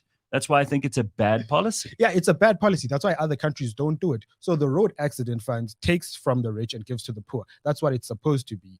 But now people like Sir has pointed out, people have abused this thing. And the lawyers have ambulance chased this thing because this thing has gone unregulated for so long. So besides the hit and run thing, I support the changes, the amendments. You can't claim for hitting someone in your parking lot because private areas were also excluded from the amendments. Yes. They're like, if someone gets hit in your driveway, you can't claim from the road accident fund. That's a private road. That's not a public road. So why are you claiming from a public fund? Yeah, so you see, it's stuff like that where the system does need a lot of regulation. So Collins Litswalo, I think he's onto something there. There's one thing that worries me about the road accident fund currently. Medical aids. If you claim from the medical aid because you've been sent to hospital because of a road accident, the medical aid then claims back that expense from the road accident fund. So they get paid twice. It's a pyramid scheme. They get paid twice. They get paid by you and they get paid by the state. It's a pyramid scheme. So that's falling away in the new amendment. I don't. Sorry, Bakh'abantu. Your mic is making this buzzing noise. So I keep switching you off by mistake. Go ahead. So no, but medical aids won't be a problem once we have the NHI, right? Oh yeah. There's another thing. There's another thing that we'll trust these brilliant people who've been running the road accident fund to run properly. Yes. It's just an absolute joke. All right, let's leave that alone because it's a rabbit hole that we cannot actually afford to go down. And let's wait for the legislation to go through. As Pumi says, public participation. If there's still time for us to do that. But I mean, again, we can't even get people to vote. How are you going to get them to participate in amending a bill? This is true. Most people don't even know that the government gazette is an actual thing. All right. No, we all found out during. We have no civics in this country when it comes to education. We do not teach people what the Constitution is. We don't teach them about the various chapter institutions. We don't teach them what participatory democracy is actually all about. We don't even show them where they can get involved. And the fact is, even if we did, I think most South Africans would go, like they do with everything, and then they complain about the result. Yes. You get the government you deserve. Listen, most people just want things that work, and they want their lives to just. But they're not prepared to do anything themselves to make sure that those things work. Then it's just magically work, right, Pums? Was that an earring that just popped? That is, yes, that is an earring. Right. Well, the state of the nation, right there. So let's look at another area that is potentially just an obstacle course of fuck ups that is on the horizon, and that is Pravin Gordhan, who's so far mismanaged and destroyed such value in our economy for so long. And he keeps his job. And he threatens people from the shadows, and he pops his head up somewhere and says something socialistic and then disappears again. He's like a poison dwarf in this fairy tale. Okay. Why is this man being allowed to promote the idea of a big state-owned company, one state-owned company to rule them all, when all the little ones that he hasn't been able to manage are disasters, each in their own individual and several ways? It is a big problem, Gareth. And when I saw this bill coming out, I was actually quite horrified. What he wants to do is get rid of his ministry. So he no longer wants to be the Minister of Public Enterprises. Can you blame him? Or he just has to constantly run around lying about things. 100%. And he doesn't know what's going on in all of them. The corruption's so deep within all of them that the report that he gets is absolute rubbish. Everything is fine, but speaks to people. Why do we think? But why do we think that the report that he gets is flawed?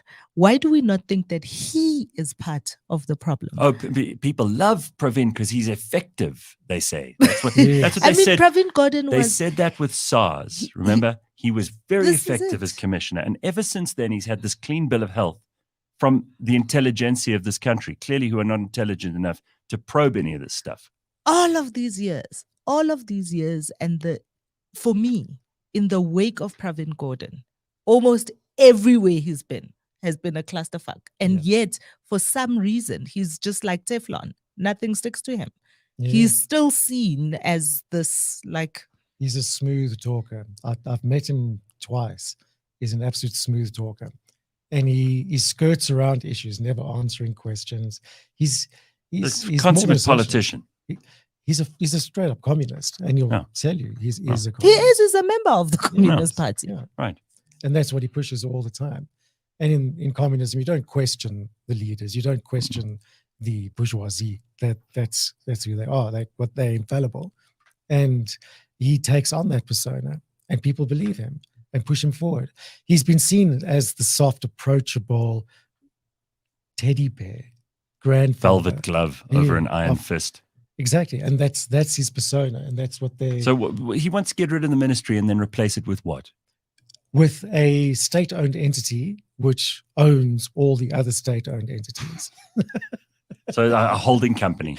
Is that what it is? It's exactly a holding Jesus, company. he knows a lot about business for a communist, huh? Yep. Crony what would his role capitalist should really be the term we use here. What would his role be in this situation? Pumi wants to know.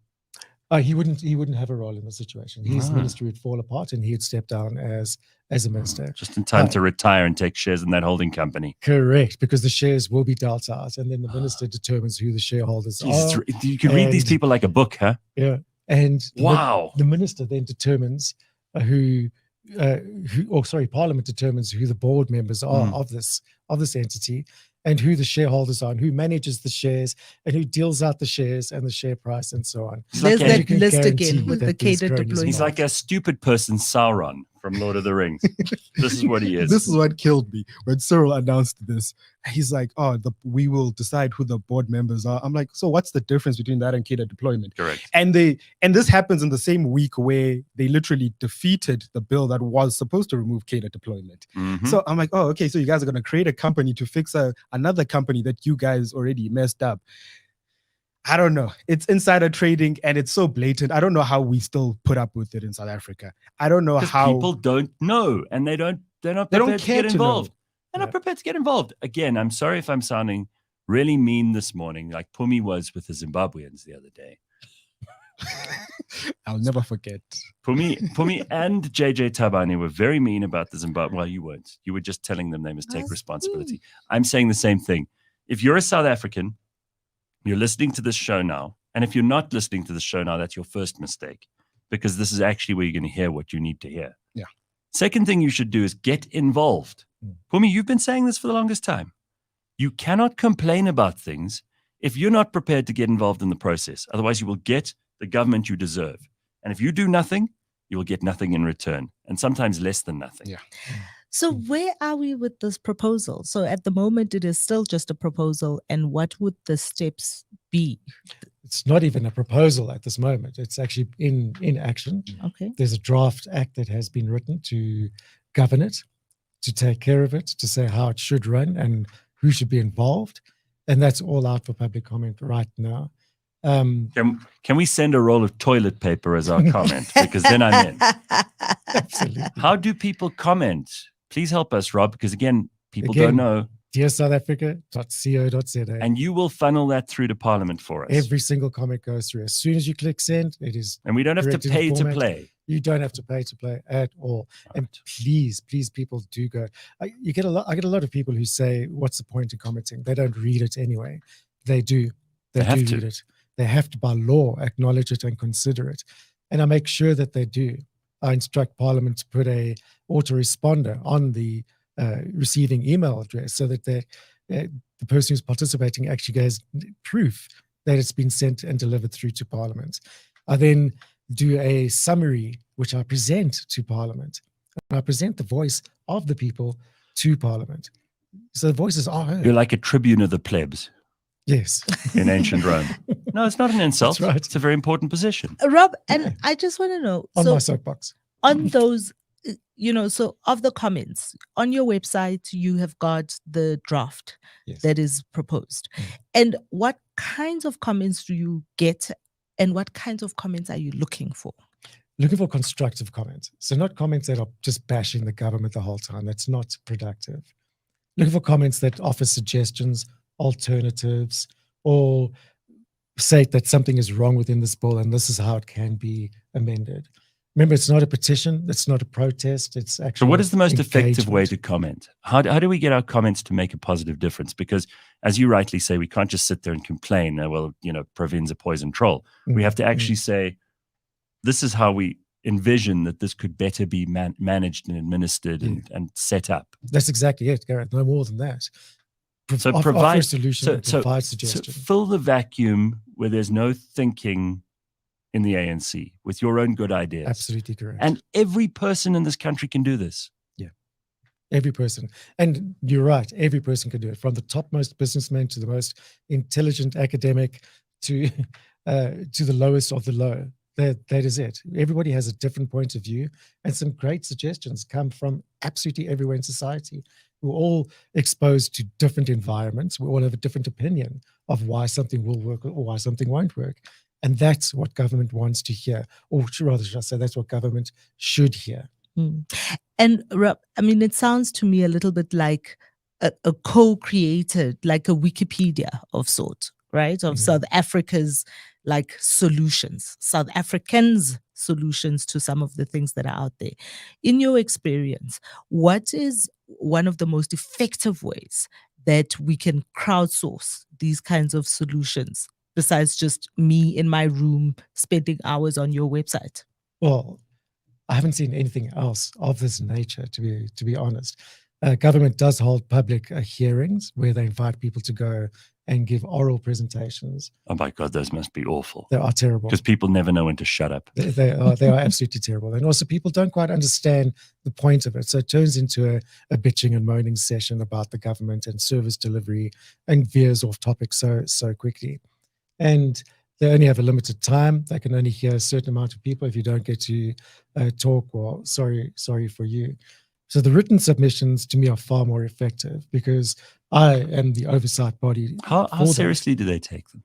They take them very seriously. So have you seen actual evidence that it can inform policy? Yes, absolutely. And change law? Absolutely. A number of times, Gareth, yes. A number of times. Do you have an example for us? Just one? NHI has been one of them. So they've been listening to that. The Eskom tariffs has been another one. And the Eskom restructuring bill has also been a very effective one. Speaking of which, what do we feel about electricity being opened up? Or is this just another space for corruption to take place? Well, in my opinion, I think it's just another space for corruption to take place. If you look at who owns the most of the renewable projects in South Africa, it makes absolutely perfect sense. And that is, of course, Patrice Motsepe in his various companies. This is not conspiracy theory. Not conspiracy theory at all. Bakh'abantu is shaking his head. Exactly the brother-in-law of the president. No. Patrice spent a lot of money in renewable just before the presidency of Cyril Ramaphosa in moving into renewable energy, and it's not a coincidence. It's really not. And Patrice's Bantu is also one of the biggest funders of the ANC right now. But he also funds a lot of where these contracts are going. Yeah. It is. It's like a nest of vipers. But I do want to come back, Rob. I do want to come back to the written submissions and how well those do going into making a difference to the policy making. And you were just telling us about the responses that you have seen to some of the stuff that you've put through and how that works. Tell us a little bit more about that. The responses are good. In fact, when I first started the whole project about 5 or 6 years ago, people just saw it as a petition and didn't really get involved, didn't offer proper constructive comments. But now people have got used to the idea of public participation, and the comments are getting better and better and better and better. And I think presenting them to Parliament has also helped quite a bit, because I give feedback to the participants and they see their comment being displayed or talked about or debated in the parliamentary committees. And I think it's, Gareth, you mentioned educating the public as to what public participation is and the importance thereof. that is extremely important. That's what I've been trying to do for the past 5 or 6 years. I've actually got involved with the Public Education Office now in national Parliament to roll out education programs about public participation and educate people as to how to make a comment, how to make a meaningful comment.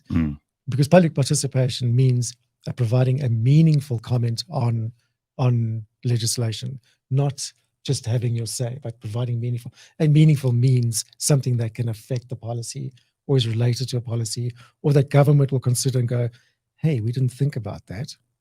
Let's use it. Mr. Rob, I think I get what you're saying about public participation, but again, what have you done that has translated to actionable? Like, what can you point at? Like Gareth also asked, what can you point at saying someone said this and then this happened? Yeah. Can you bridge that gap? Yeah. What has what has Dear South Africa said and brought to Parliament that has literally influenced government? So how do we know it's not just another group of people just shoved up in the pile? And it gets put aside. Okay, we heard you. Now move along. So, one example of what Bakh'abantu bill, okay, which was the anti-terrorism bill. That went out for comment, and it was only given, I think it was 15 days for comment by the committee, which was chaired by late Tina Jumat Peterson. Oh, she was terrific. She was. She was actually fantastic. Great. We wish she was still around to keep doing great things in this country. Everybody has bad things to say about her, but with my engagement with her, she was a marvelous, fantastic. Amazing, productive human being. I sent her a WhatsApp and I said, there hasn't been enough public participation. When did you send this to her? After she was dead? No. But we're talking about a success story. But you got the same. You got the same response. She may as well have been, right? Actually not. She was the one who famously, there's a picture of her with a teaspoon in her mouth, right? Yes. Oh. Licking the teacup. Licking the teacup. That's it. Oh, God. Wow. What So will we she do? We're so bereft. responded. We're so bereft without her. But what did she respond? She responded. She said, oh, fantastic. Thank you for contacting me. We will extend it. And she did. She gave another whole month just to accommodate dearsouthafrica.co.za's public participation. So I launched a campaign. She gave you time and she didn't have any. Oh, that's wrong. Did she know? But anyway, she gave an extra month and told the committee to accommodate an extra month's worth of public participation. Ran the campaign. It was about 20,000 people who had their say. And then she asked me to present the findings to the committee, and they were stunned. I think everybody said, well, come back with your solution. They invited me back a second time, and then I had to provide my solution to how this Bakh'abantu bill should happen. I went through the comments, pulled out the best ones, put my own thoughts into it, and then presented that to the committee. And we haven't heard anything about the Bakh'abantu bill since. It was just shelved. Oh, okay. Well, that's a tremendous success. It was supposed to be sent out by December for the deadlines for the international. So that's great news. And that proves what I've said before, Pumi. It doesn't take all of those unregistered, disenchanted, disenfranchised voters necessarily to make a difference. You just need a small minority of people who do participate actively. I mean, the EFF make way more noise than anybody else, but they're a tiny proportion of the total number of people in this country. It's like you just make the right noises in the right places and you can have an effect.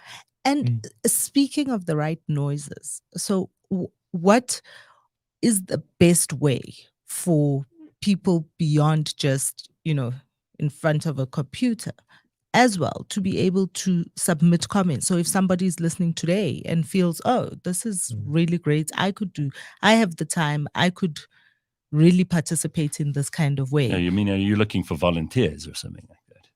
Yeah. What other way can people You can present them straight to Parliament if you want. Parliament's open for anyone to present. They also have what they call PCOs, Parliamentary Constituency Officers, all around the country. I think there's 52 of them around the country. What they are is just a branch of national Parliament. And each member of Parliament is assigned to one of them. So they're supposed to be managed quite well. I say that tongue in cheek, yes. But you're supposed to be able to go in there, find out about any bills that have been published and open for comments, and you can submit your comments through there, either orally or written, and it goes through to Parliament, and it must be considered. Then Parliament also do public hearings in certain areas, not on all the bills, but only those that they feel that does require it. If they're seeing a huge response in written responses, then they put it out to public hearings, and that's quite a process. But there again, you offered the opportunity to say anything. If you don't have internet access, Parliament does have a WhatsApp line. We don't care about people who don't have internet access. Otherwise, they wouldn't be listening to the show. So I'm not interested in them.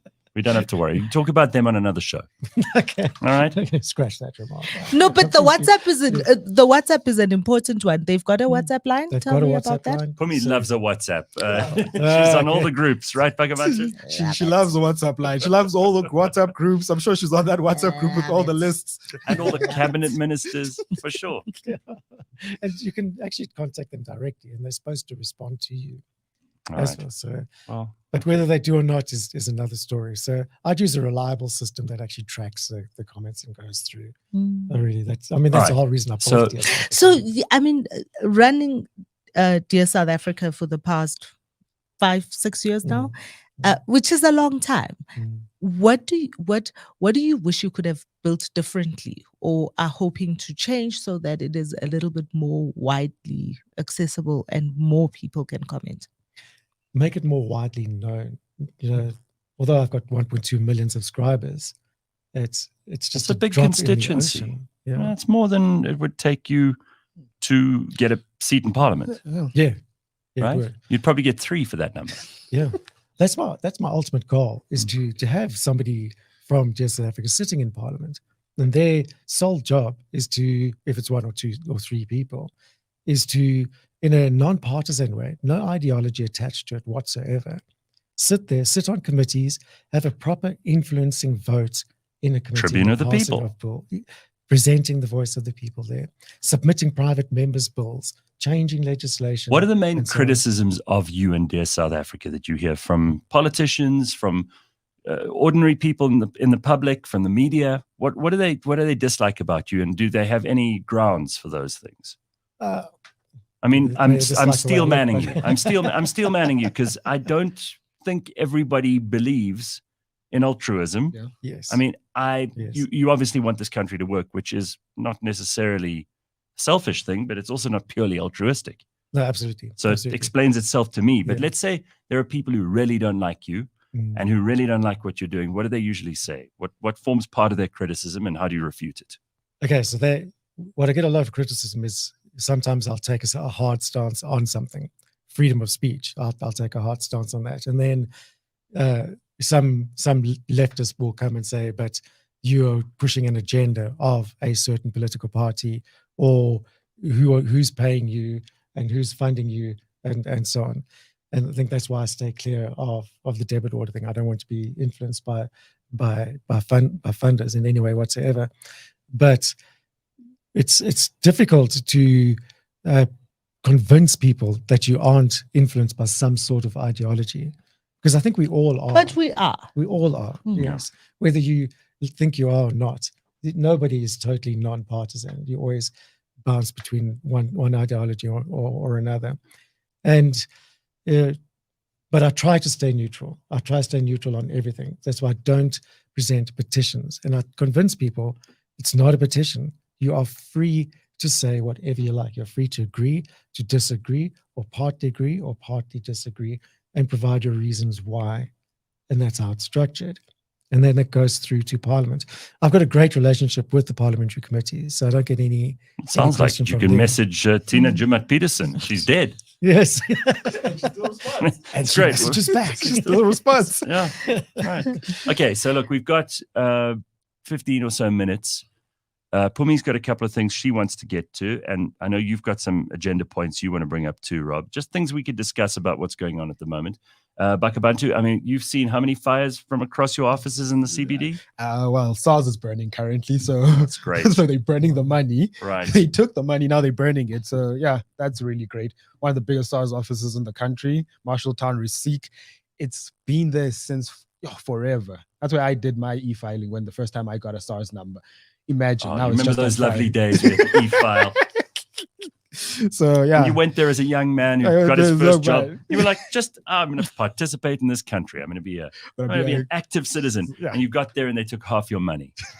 Well, they did that. Yeah, but no. But in terms of like back to how do you tell the differences for me between Dear South Africa and the fake Dear South Africa? The fake one has a big contribution sign on the front page. Contribute now. That's how you tell the difference, because I went down the rabbit hole of just trying to compare the sites. The one has this big contribution side and the other one doesn't. The real one doesn't. Yeah. All right, thank you for clearing that up. All right, Pums? No, the Dear South Africa concept is one that really, really does appeal. But I'm also wondering, and I know you want to talk about other things, but this is my last question about Dear South Africa. Now, Rob's going to have to pay for this if we carry on. Yeah. What do you do when you receive comments that you disagree with? Does that ever happen? Yeah, often. Because that's the difficulty. Does Pravin Gordhan send you ideas on Dear South Africa? That would be truly counter-revolutionary of him, wouldn't it? I mean, that would be brilliant. That would be brilliant if he was secretly sitting in his office with nothing to do all day, just emailing Rob Hutchinson at Dear South Africa saying, hey, how about we make a big state enterprise that can control all the other state enterprises and I can be in charge, eh? How about that? That would be brilliant. It would be absolutely brilliant. Lots of love, your friend and your comrade. No, he'd get a PG, so you wouldn't really know it was him. Yes. But then he'd be influencing it from both sides. He'd feel very mastermind and Machiavellian. Brilliant. I'm giving you ideas, Pravin. I know you listen. He listens to everything. Big brother. I actually do that. So if I see a campaign is going heavily in one direction, say heavily towards the right, I'll send the EFF a message and say, hey, look, you better get involved. Have you get involved? Yeah. And do they? Try and balance the side. They do actually. Yeah. On the land expropriation thing, there's been several campaigns for that. Well, they voted with the FF? They did vote with the FF. That's why it didn't go ahead. The EFF. They don't talk a lot about that. And neither did the EFF put out a poster saying thank you to the comrades at the EFF for voting with us. But I'm sure they would not. It's in neither party's interest to show just how close they came to working together and what they achieved together. What are the biggest problems you think we have at the moment? I mean, legislatively, you've brought up NHI. What are the big things that we are on the precipice of in South Africa that we could try to stop, besides the ones we already discussed, road accident fund, that aren't being paid attention to? Because this is the other thing, yeah, right? People absolutely. only hear, because they're on the government gazette, unless it is of an interest to a particular media house or somebody over there, then you never really hear about it. So what are the bills that are currently that we should be looking at and maybe commenting on? Well, look, I think there's a whole lot of state reform happening now, and I think this establishment of the central operation is a big red flag in my mind. It's going to be a takeover of everything. To me, centralization of power is straight from the communist playbook, and you need to look out for what's going on there. The NHI is a big worry. How about election integrity? I mean, how about the IEC? Because we have just assumed since 1994 that the IEC is run in a totally transparent and unbiased and independent way, and it really is not. And we should be keeping an eye on that too, because the easiest way to win an election is to just perpetuate fraud. Exactly. And if you have the levers of power at the IEC in your hands, there we go. If you have the IEC in your hands, what do you need to worry about? Absolutely correct. Campaigning, you save so much money. You don't have to worry about any of that stuff, right? Well, the IEC, we kind of trust them, don't we? Right? Just like we trust. We automatically do, which is wrong. Yeah, but who appoints them? But who appoints them? Yeah. You see, this is where the question always comes up to. Who are the stakeholders? Like Collins Letswalo. Yeah. Well, Who are the stakeholders? This is this concept that has been lost in South Africa. We are the stakeholders. This is why I go back to the apathy argument. People need to realize that they are the stakeholders in their country. Politicians do not exist except they call themselves politicians.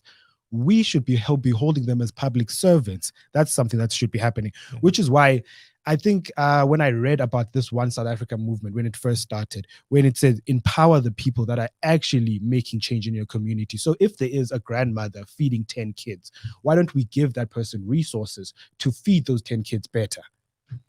Why don't we give that person, why don't we make her ward councillor? Why don't we make her like because in if that she becomes a community. ward councillor, who's going to feed the kids? No, but like she's already making Necessarily. change without government funding. But So why don't we Bakh'abantu, there empower are a these couple people? of that is because there are a couple of different things that Yeah. the state is responsible for, and only one of those things is dispersing funds. Yeah. The other one, which is what we're talking about with Rob, is really about legislation. It is really about policy making. And what you need in spaces of policy making is you need thought, you need legal expertise, and you need research, which is one of the things that those kinds of things we are sorely lacking, which is why we have such flawed bills going through. Because when you do empower people like Makaula, lovely as she is not well equipped to make any of those kinds of decisions. She is not, but she does have the tools to do. Like I grew up with the constitution in my household because my mom got one when the first time she voted. Or We all got those pocket ones. We all got those which, pocket ones. I've I still got in somewhere, Xhosa and in English because Yeah. I was English. Every time there's a census, they're supposed to give out a constitution, I think. Mm. So why aren't people interacting with our laws? Do people know that there are three like branches of government? Okay, three branches that lead this country: the judiciary, the legislation, and the executive. People don't know that. So what is the point of preaching to people? I think it's more we should change the narrative into educating people. Well, that's This why I is said why we need civics. we taught in do schools. need civics. Yeah. We need like people can't be Are you voting. even listening to me? No, I'm saying like I do agree with you, Gareth. We can't be just letting people vote for no Am I reason. talking to the walls? People should actually know what they're participating in and their vote and what their vote actually means, because not voting and voting does do something to this country and it does have an effect. And it's not just going to the polls and ticking your X there. You actually need to participate on a daily basis That is it. on what you want to change in this That is country. That is it. And people don't understand Stand that. that. They don't understand that a democracy, a system of governance by the people, means by the people. You have to be involved as people. And it's not just going to the polls once every 5 years. It's not. It's not. As you say, it's getting Can we involved. talk about this quickly, all three of you? What do you think about the fact that economists are saying the rand could hit 25 rand to the dollar in the next little while? So Now, we know America is going through its own level of shit, and inflation is becoming a very ugly reality for many Americans. This is because Joe Biden's administration has just printed trillions of dollars that just weren't there before. And when you inflate something, you're creating false value, which is why they're suffering there. But the spillover is that it affects the rest of the world. Unfortunately for us, we're run even more badly than Joe Biden runs the United States. So our rand, when the dollar decreases in value, our rand does not improve in value. And out of the BRICS nations, we're the worst performing. And out of the developing world currencies, we're the worst performing. So at 25 rand to the dollar, there's no currency we're doing well against. No, there isn't. Let's start exporting right away. Yeah, that's What? you need to What do. should we export that we don't already? Anything. What do we have? No, this is a very serious thing. We don't have manufacturing. We don't make things here. Gareth, I think that's the problem, is that we don't have manufacturing. We use our raw materials and we send them out sometimes at a cost which is too low, sometimes at a premium.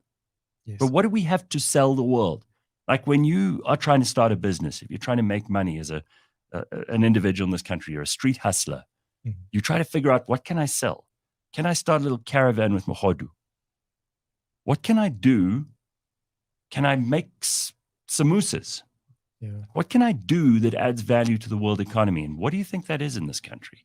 Because I'm out of ideas. We have cheap labor in this What, are we country. going to send people on slave ships? It didn't work so well before. No. We bring manufacturing to this country.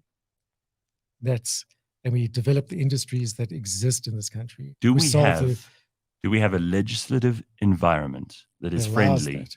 to people who want to come and manufacture things here? Yes. You already know the answer. Yeah, we really don't. No, we have Pravin Gordhan, public enterprises. Exactly. And that's the problem. We need to address that legislation problem first, make it easier for businesses to set up manufacturing here in South Africa. Take advantage of the high unemployment rates. Give people jobs in manufacturing, upskill people. I know there's an issue with the minimum wage thing right now, which is going up and keeps on increasing. We should get rid of that minimum wage. Well, we've already got an informal economy that pays no attention to minimum wages. Exactly. Focus on the skills here, skills development in manufacturing. Invite other big corporates, global corporates into South Africa, set up manufacturing plants here, and get everything out here. Bring it all in-house. Trump used to talk about making America great again by bringing everything in-house. That's exactly what we need to do in South Africa. We should make South Africa great again? Yes, make South Africa great again. I would love for someone to make South Africa great again, and I'd like it to be us. There's a problem. We do have some levers, right? So if you think about the IDC and what they're supposed to do and what the legislation allows them to do, but we have people in those environments who don't understand that they are not banks, that the job of the IDC is really to make big decisions around big manufacturing. It's not about giving 20 small businesses a 20 million rand grant or loan. It really is about big industrial kind of investments. And those industrial investments are also about creating and stimulating the economy. But I don't want anyone to think deployment. I don't want anyone in the comments to think we're ignoring them this morning. Sanele says, if we are stake, and he actually used the stake picture from the emoji list. If we're stakeholders, as Bakh'abantu said, we're rump because we're a bunch of asses for these loudmouth politicians at Bakh'abantu the intern. So there we go, Bakh'abantu. What do you think of that? Any comments? No, we are a bunch of asses. Like I've always said, the way we run government and the way South Africa is run is wrong. Government is the highest employer in South Africa. I'm on about this every single day with my friends. We should not be employing people. Government should be creating an environment, a sustainable environment where economy thrives. Economy will thrive anyway. The granny who sells mukhodu will always sell mukhodu if she needs money. So what you need to make sure is you need to get out of the way so that economy can thrive. And then once that economy starts to kick up, then you can start regulating it. Then you can just shut up and tax it.